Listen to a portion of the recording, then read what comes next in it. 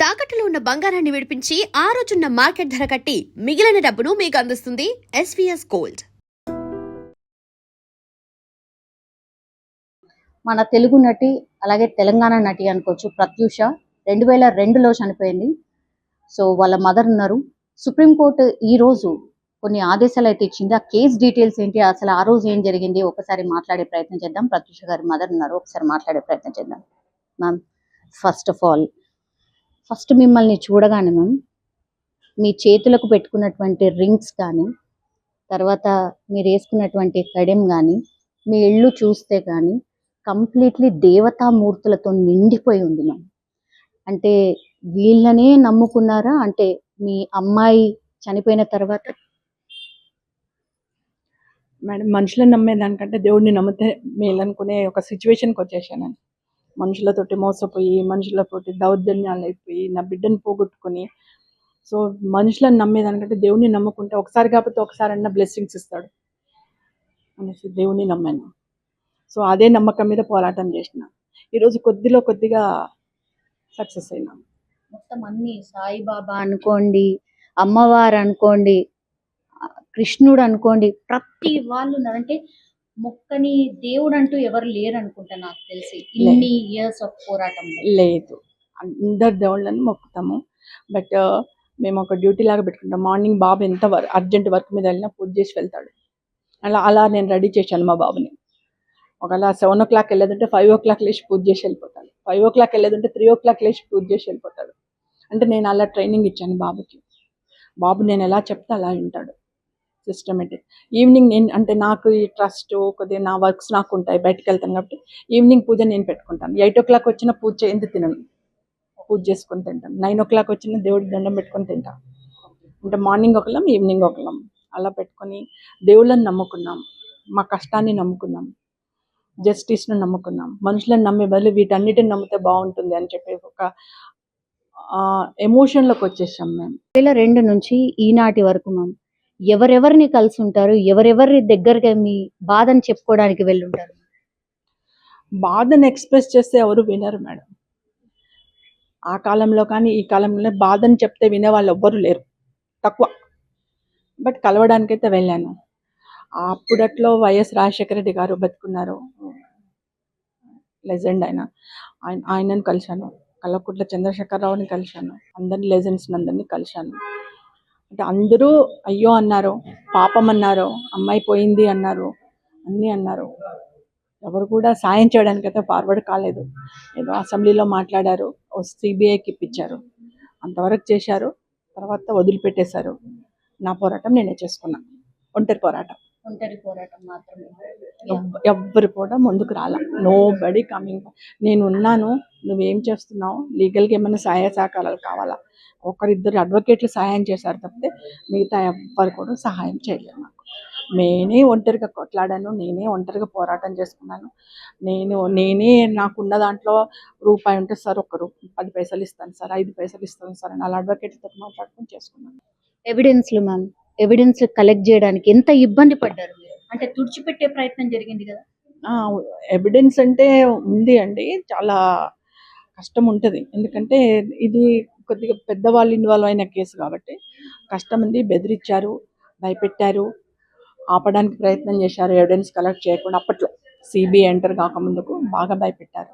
But నేను ఒకటే ఉద్దేశం, నా కూతురు చనిపోయింది, అది నా కూతురు, నేను కష్టపడాలనే ఉద్దేశంతో తిరిగాను. నాకు దొరికిన ఎవిడెన్స్ని సబ్మిట్ చేశాను. మీరు ఏమనుకున్నారు మ్యామ్? అంటే ప్రత్యూష ఒకవేళ బతుకుంటే మీరు అంటే ఏ స్టేజ్లో ఉండాలి? ఇప్పుడున్నటువంటి హీరోయిన్లో ఎవరితో పోలుస్తారు మ్యామ్ ప్రత్యూష ఇక్కడ ఉండేది అని? అంటే ప్రత్యూష అప్పుడే తను ఎలా అంటే ఒక రెస్పాన్సిబిలిటీ గర్ల్ అండి. తను ఏమాత్రం టైం దొరికినా రూమ్లోకి వెళ్ళి రూమ్ తలుపు పెట్టేసుకొని తనకి ఏం చేశారంటే ఒక మిర్రర్ ఏర్పాటు చేశారు రూమ్లో. ఆ రూమ్ అంతా ఖాళీగా ఉంటుంది, ఇప్పటికి కూడా రూమ్ ఖాళీగా ఉంటుంది. రూమ్ అంతా ఖాళీగా పెట్టేసి తనకు ఒక మిర్రరు, ఒక టేబుల్, ఒక తనకు కావాల్సిన అవి, ఒక స్టూల్. ఎక్కడ టైం లేకపోతే తను ఒక ఆడియో టేప్ రికార్డర్ కొన్నాను. ఆ టేప్ రికార్డర్ తీసుకెళ్ళి లోపల పెట్టుకొని తలుపు పెట్టేసుకున్నాను. అందులో సావిత్రి డైలాగ్స్, సౌందర్య డైలాగ్స్ ఉంటే అవి చేస్తూ తన యాక్టింగ్ చూసుకునేది. మిర్రర్లో. అంటే నవ్వుతే ఎలా ఉంటాం, ఏడుస్తే ఎలా ఉంటాం, కోపంగా ఉంటే ఎలా ఉంటాం, ఎక్స్ప్రెషన్స్ ఇంకేమైనా చేంజ్ చేసుకోవాలా, అలా తను 2-3 అవర్స్ డైలీ అందులో ఉండేది. అంటే షూటింగ్స్ లేనప్పుడు తను అలా ప్రాక్టీస్ చేసుకునేది. ఇంకా తమిళ్లోకి అక్కడ వెళ్ళినప్పుడు తమిళ్ రాదు ప్రత్యూషకి.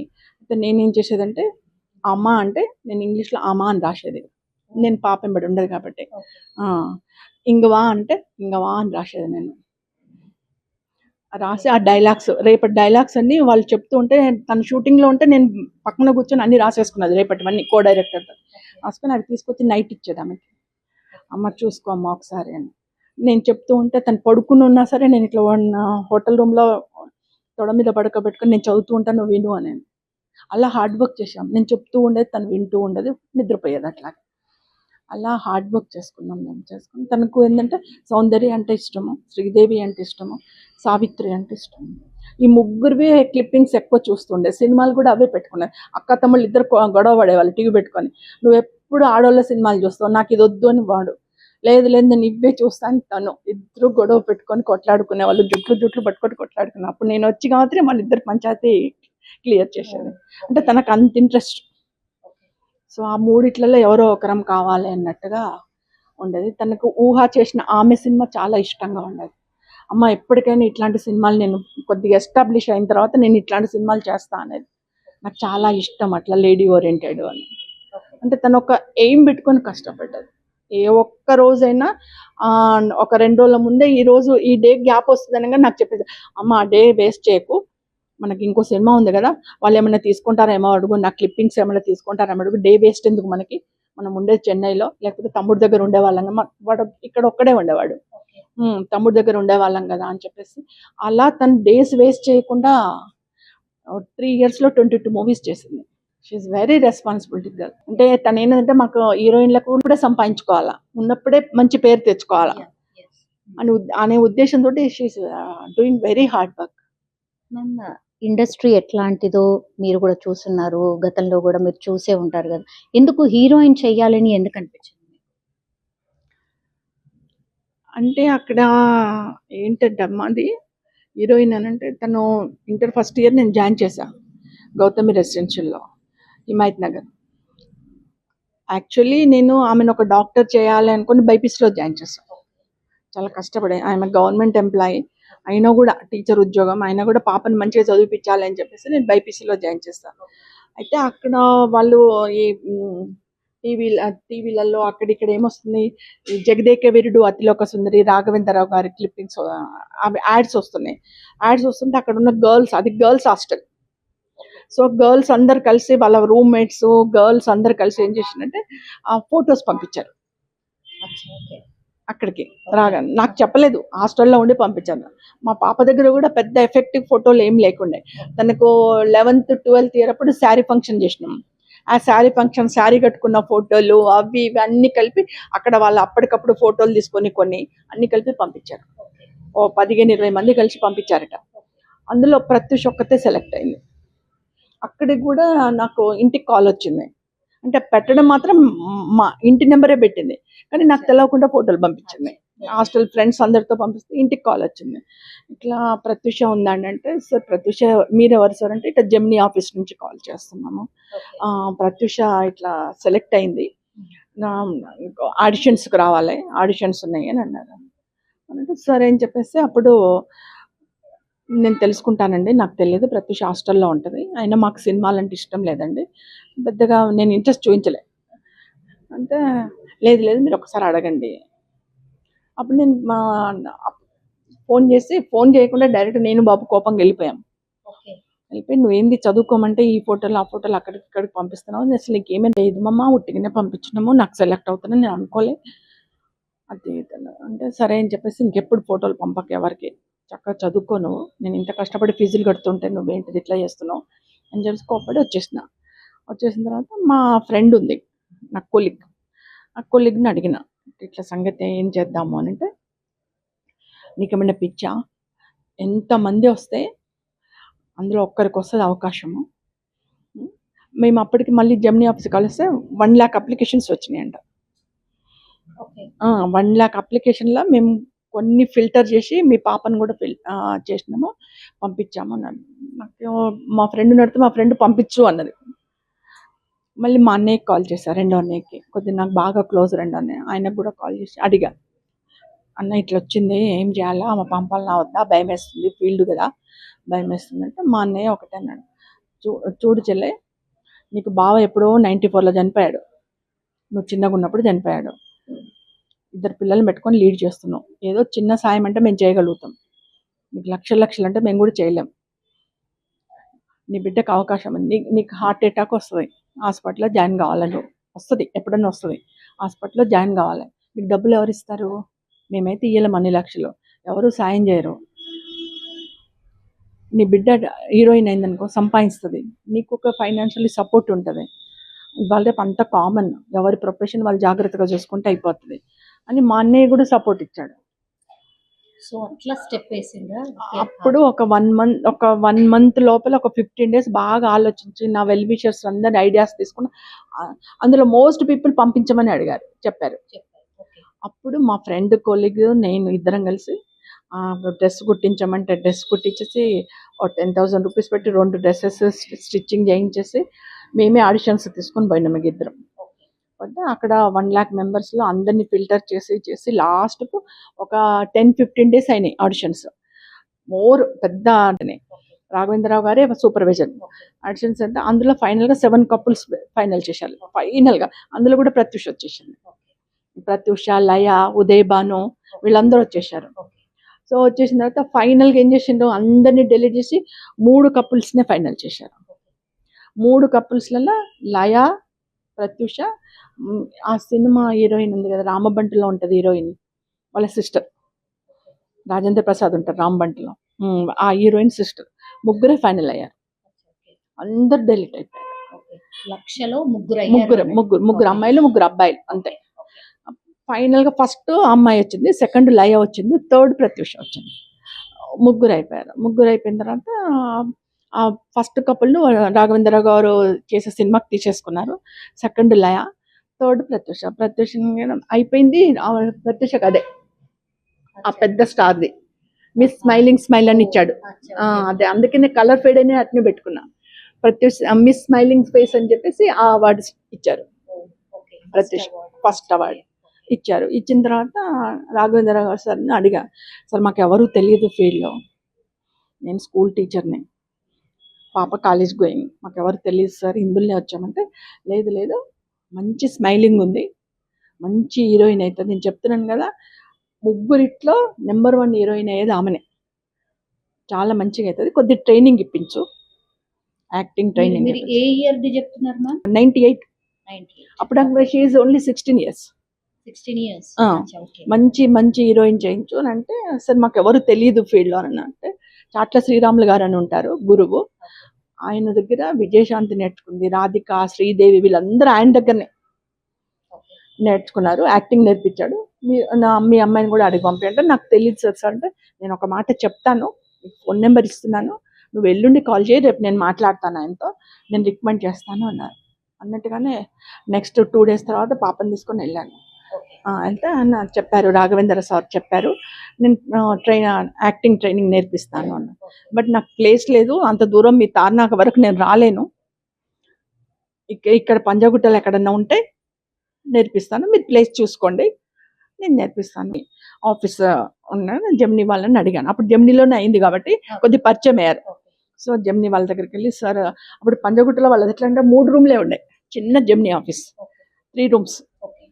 వెళ్ళి అడిగాను, సార్ ఇట్లా చాట్ల శ్రీరాములు గారు నేర్పిస్తానంటున్నారు, తార్నాక వరకు రాలేని అంటున్నారు, సార్ ఇక్కడైతే నియర్ బై కదా, నాకు ఫిలిం నగర్ దగ్గర ఉంటే నేర్పిస్తానన్నారు, ఎట్లా సార్ అని అంటే, లేదు మేము మార్నింగ్ 9:30, 10 o'clock వస్తాము ఆఫీస్కి, అంతవరకు ఖాళీగా ఉంటుంది, ఫ్రంట్ రూమ్ వాడుకోండి అన్నారు.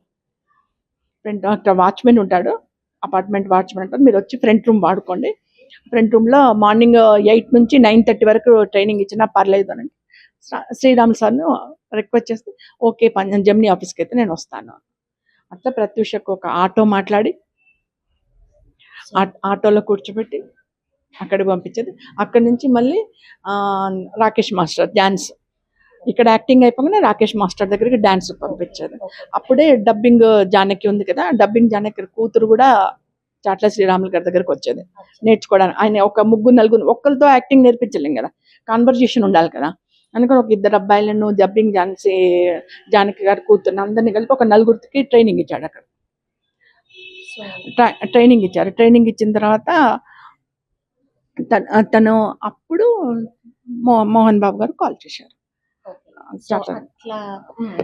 సినీ రంగ ప్రవేశం అక్కడి నుంచి మోహన్ బాబు గారి దగ్గర నుంచి, రాయుడ్ దగ్గర నుంచి ఎంటర్ అయింది పాప. అక్కడే ఫైనల్ అయింది. మ్యామ్, ఈ సిద్ధార్థ్ రెడ్డి ఇక్కడ ఏ ఇయర్ నుంచి ఎంట్రీ అయినట్టు? మరి అదేంటండి, ఇంటర్ ఫస్ట్ ఇయర్ అక్కడే కాలేజ్ లోనేనా? కాలేజ్ అంటే కాలేజ్ గోయింగ్ అది, అంటే కో ఎడ్యుకేషన్ లో పాప క్లాస్మేట్. అక్కడ అంటే నాకు తెలిసింది పాప హీరోయిన్ ఎస్టాబ్లిష్ అయిన తర్వాత తెలిసింది. సో అప్పుడు పాప చెప్తే నేను కూడా వెంబడే ఫార్వర్డ్ కావడం బాగుండని చెప్పి కన్విన్స్ చేసిన. అమ్మ నువ్వు ముందు డెవలప్ గా, మంచి హీరోయిన్ గా.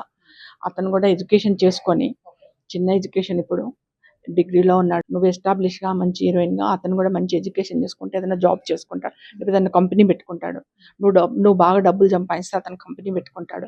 సో ఇలా మీరిద్దరు సెట్ అయిపోతే మాకు సంతోషంగా ఉంటుంది. తొందరపడకండి, మీరు నువ్వు ఎస్టాబ్లిష్ అయ్యే వరకు ఇదే కంటిన్యూ, ఇదే ఇంటిమసీ, ఇదే ఫ్రెండ్షిప్ కంటిన్యూ అయితే నేను తప్పకుండా యాక్సెప్టెన్స్ ఇస్తాను అని చెప్పేసి తను ఓకే చెప్పింది. తను అదే విధంగా కంటిన్యూ. వాళ్ళ ఇంట్లో ఒప్పుకోకుండా వాళ్ళు కొద్దిగా అబ్బాయికి ఇన్ఫీరియారిటీ కాంప్లెక్స్ వచ్చేసింది. ఏంటంటే మా ఇంట్లో ఒప్పుకుంటలేరు, మళ్ళీ ప్రత్యూషనేమో డే బై డే ఎదిగిపోతుంది, మంచి హీరోయిన్ అయిపోతుంది, రేపటి నాడు నన్ను రిసీవ్ చేసుకుంటుందో లేదో అనే ఉద్దేశంతో ఒక ఇన్ఫీరియారిటీ కాంప్లెక్స్ వచ్చేసి ఇట్లా తీసుకెళ్ళి చేంజ్ చేశాడు. అంటే ఎక్కడ కూడా మీకు అనుమానం ఎక్కడ కూడా రాలేదా మ్యామ్? ఇట్లా బిహేవియర్లను ఏండ్లను ఒక దాంట్లో చేంజ్ అవుతుంది కదా.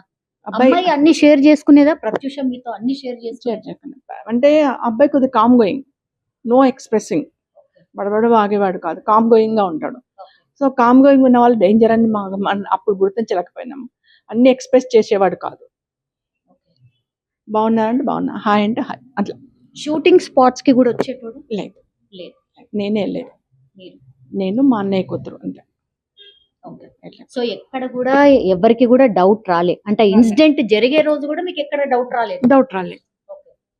వాళ్ళ ఫ్రెండ్స్ తోని కూడా కలిసి వెళ్ళేదా ప్రత్యూష? అంటే సిద్ధార్థ్ వాళ్ళ ఫ్రెండ్స్ తోని కూడా కలిసి వెళ్ళేదా అప్పుడప్పుడు అవుటింగ్ లాని, బయటకు? లేదండి, తనకి టైం ఉండేది కాదు. Is very busy. అంటే నేను చెప్తున్నాను కదా, హాఫ్ డే 1 డే ఉన్నా కూడా షూటింగ్ కావాలి అనేది. మొత్తం కెరీర్ మీదనే కాన్సన్ట్రేషన్. ఎప్పుడైనా టైం ఉంటే సిద్ధితో ½ అవర్ పోయేసి వస్తా అట్లా అని చెప్పి ½ అవర్ అట్లా తిరిగి అమ్మ నేను ఇంటికి పోతున్నా అని చెప్పి మరి గబుక్కుని వచ్చేది. అలాంటి గర్ల్ ఆమె. ఎక్కువ అవుట్స్ పోవడము, అసలు టైం ఉంటే అవుట్స్కి వెళ్ళడం అసలు నో టైం. సో మీ పర్మిషన్ తోనే వెళ్ళేటప్పుడు అంతే.